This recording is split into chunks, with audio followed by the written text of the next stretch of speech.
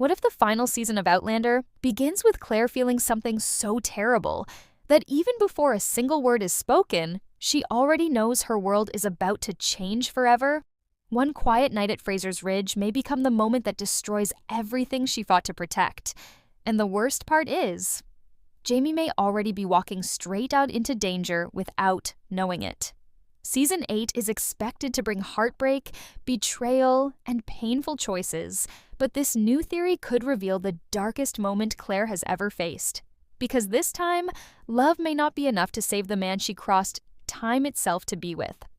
The morning at Frasers Ridge begins peacefully, but something feels different. The wind moves through the trees harder than usual, and even the animals seem restless. Claire notices it immediately. After all these years, she has learned to trust the strange feelings that come before disaster. She stands outside the house watching the fog cover the hills while Jamie prepares his horse nearby. He looks calm on the outside, but Claire can see the tiredness in his eyes. Too much has happened. Too many battles, too many losses, too many years spent fighting for survival. Yet Jamie still carries himself like a man who refuses to break. Claire walks toward him slowly, trying to hide the fear growing inside her chest.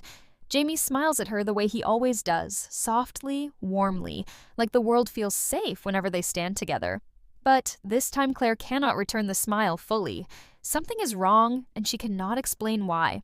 Jamie tells her he must ride out for an important meeting before sunset.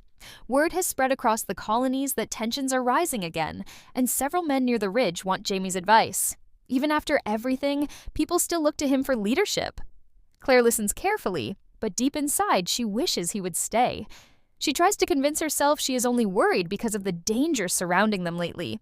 Rumors of spies, secret messages, and hidden enemies have been spreading for weeks. Some families near the ridge have already packed their belongings and disappeared during the night. Others whisper about soldiers moving through nearby towns. Nobody knows who to trust anymore. Claire has seen enough war in both centuries to understand what happens before violence begins. Fear spreads first. Silence comes next. Then blood follows.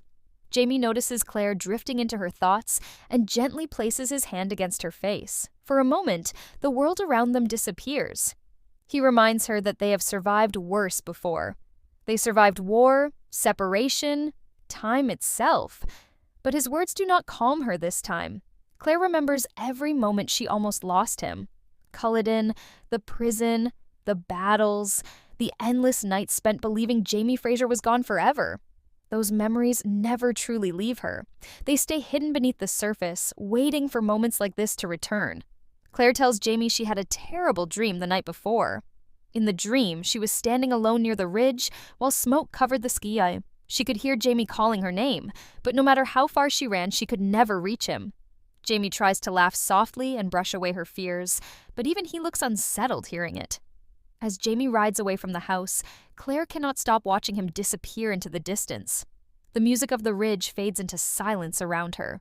She suddenly feels more alone than she has in years. Inside the house, Marsali notices Claire's worried expression and asks if something happened, but Claire struggles to explain it. How can she describe the terrible weight pressing against her heart? How can she explain the feeling that history itself may be preparing to take something from her again? Instead, she distracts herself with work.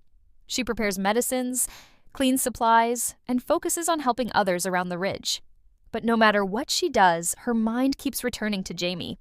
Later that evening, strange news arrives. A wounded traveler reaches Frasers Ridge, carrying information about violence near a nearby settlement. According to him, armed men were seen gathering secretly in the woods late at night. Some believe they are planning an attack, though nobody knows against whom. Claire listens carefully as the traveler speaks, and suddenly her fear grows even stronger. Jamie's meeting was supposed to happen near that exact area. She asks questions quickly, trying to stay calm, but every answer makes her more uneasy. The traveler also mentions something even more disturbing. He overheard one of the men speaking Jamie Fraser's name. The room falls silent after those words. Claire feels her blood run cold. She tries not to panic, but her hands begin shaking slightly. Why would strangers be discussing Jamie in secret? What trap could be waiting for him? Every terrible possibility begins racing through her mind. She remembers all the enemies Jamie has made over the years. Men who lost power because of him. Men who wanted revenge. Men who would gladly use war and chaos as cover for murder. For the first time, Claire realizes this may not simply be political danger surrounding the colonies. This may be personal. That night, Claire cannot sleep. Rain crashes against the windows while candles flicker through the dark house. She sits alone thinking about the life she and Jamie built together. So much pain brought them here. So many sacrifices. She remembers leaving her old life behind to return to Jamie. She remembers believing love was stronger than time. But now, sitting alone in the darkness, Claire begins wondering if fate is finally catching up to them.